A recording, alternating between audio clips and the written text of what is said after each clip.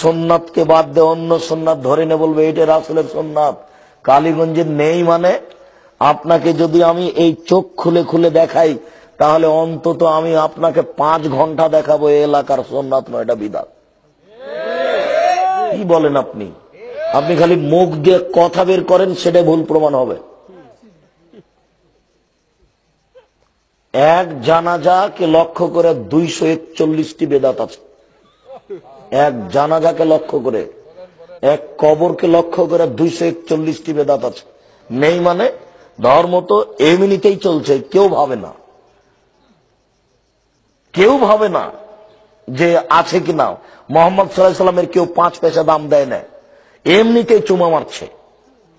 Malaysia গেলাম প্রোগ্রামে, তো সালাম দিচ্ছে এইভাবে, আসসালামু আলাইকুম বলার পরে এইভাবে মাথা নিচে করে হাঁটুর নিচে চলে গেল।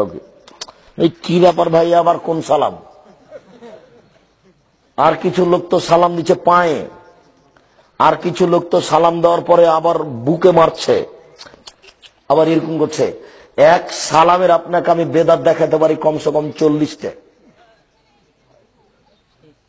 মনে করছেন ধর্মের সাথে মানুষ কি আচরণ করছে? এত কিছু লাগবে না, ফরজ 5 ওয়াক্ত সালাত আদায় করলে জান্নাত হবে। রাসূলকে অপমান করে জান্নাত কেনার চেষ্টা করিয়েন না। মনে রাখেন দুনিয়াতে 2টা পাপ আছে, সবচেয়ে পাওয়ারফুল পাপ। ওই পাপ দুনিয়াতেই মানুষের ক্ষতি করতে পারে, অন্য কোনো পাপ দুনিয়াতে মানুষের ক্ষতি করতে পারে না। জেনা যত বড়ই পাপ হোক না কেন দুনিয়াতে আপনার কোনো ক্ষতি করতে পারবে না। চুরি যত বড়ই পাপ হোক না কেন দুনিয়াতে আপনার কোনো ক্ষতি করতে পারবে না। মাকে গালি দেওয়া যত বড়ই পাপ হোক না কেন দুনিয়াতে আপনার কোনো ক্ষতি করতে পারবে না। কিন্তু দুনিয়াতে 2টা পাপ আছে, যেই পাপ এত পাওয়ারফুল পাপ, সেই পাপ দুনিয়াতেই মানুষের ক্ষতি করতে পারে। তার একটা পাপের নাম শিরক। শিরক করলে অতীতের নেকি নষ্ট হয়ে যায়। আল্লাহ তাআলা বলছেন, ওয়ালাউ আশরাকু লা হাবিতা আনহুম মা কানু ইয়ামালুন। তারা যদি শিরক করে তাহলে তাদের আমল বাতিল হবে। শুধু মানুষ নয়, আল্লাহ তাআলা আমাদের নবীকে বলছেন, লাইন আশরাকতা লা ইয়াহবাতান্না আমালুক। মুহাম্মদ, আপনিও যদি শিরক করেন তাহলে আপনার আমল বাতিল হবে। আশেপাশে তো কোনো কবর আছে কিনা আমি জানি না। ঢাকা শহরে গোলাপ সাহের মাজার আছে, তাকে নাম শুনেছেন কোনদিন?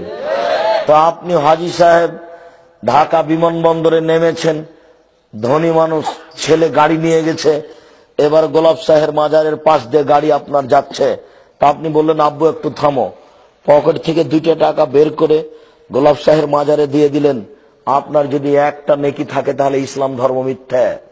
নাউজুবিল্লাহ, ইসলাম ধর্ম সত্য, আপনার একটা নেকি থাকবে না, এই কথাই সত্য, আল্লাহ বলেছেন। ধর্মকে এইভাবে মাপতে হবে, আপনার মতো মেপে হবে। মুহাম্মদ সাল্লাল্লাহু আলাইহি সাল্লাম বলেছেন, মান আওয়াম মুহদাসান, কেউ যদি বিদআতকে আশ্রয় দেয়, কেউ যদি বিদআত করে, লা ইকবালু আনহু আদলু সারফ, তার ফরজ ইবাদত কবুল হবে না, তার নফল ইবাদত কবুল হবে না। বিদআত করলে ইবাদত কবুল হয় না। বিদআত করলে রাসূলকে অপমান করা হয়, বিদআত করলে সামনের দিককে ঠেকিয়ে দেওয়া হয়, বিদআত করলে রাসূলকে অপমান করা হয়, বিদআত করলে ইবাদত কবুল হয় না।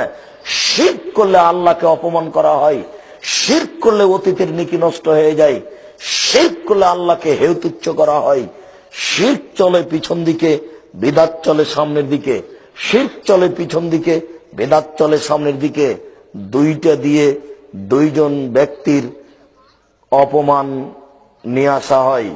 শিরকে আল্লাহকে অপমান করা হয়, বিদআতে রাসূলকে অপমান করা হয়।